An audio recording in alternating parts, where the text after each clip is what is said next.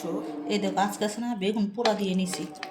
আর বেগুন পোড়া ভর্তা খেতে মন চাইছে, এই জন্য আজকে বেগুন পোড়া দিয়ে শুকনো লঙ্কা দিতেছি। আর সাথে ধনিয়া পাতা দেব। বেগুন পোড়া ভর্তা কিন্তু খেতে দারুণ লাগে, জানো নি তুমি? আর সাথে তো আজকে নিরামিষ খাবার না, রান্না করছি নিরামিষ খাবার খেতে আর ভালো। আর এই দেখো তুমি ধনিয়া পাতা দিয়ে দিচ্ছি, দিয়ে সামান্য একটু লবণ দিয়ে দেব। এখন কাটি সরিষার তেল দিয়ে দেব।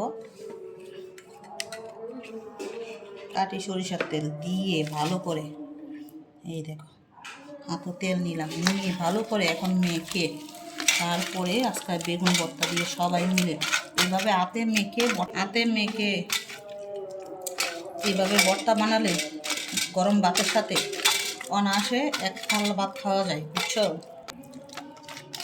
তুমি ভর্তার কালারটা কত সুন্দর হয়েছে, আর এখন খেয়ে দেখবো কেমন হয়েছে। আজকে বেগুন ভর্তা দুপুরবেলা। আর দেখো লাউয়ের খোসা আলু পোলে ভাজি করে নিয়েছি, সাথে শুকনো লঙ্কা, আর এদিকে টমেটোর চাটনি বানিয়ে নিলাম। আর এই ছিল আজকে ডালের শুক্তা রান্না করছি, দেখো লাউ দিয়ে ডালের শুক্তা রান্না করছি। আর এটাই ছিল আজকে আমাদের দুপুরের আয়োজন। তোমরা কী দিয়ে ভাত খেয়েছো সবাই কমেন্ট বক্সে লিখে জানাবে। নিরামিষ খাবার, এই জন্য আজকে নিরামিষ রান্না করলাম।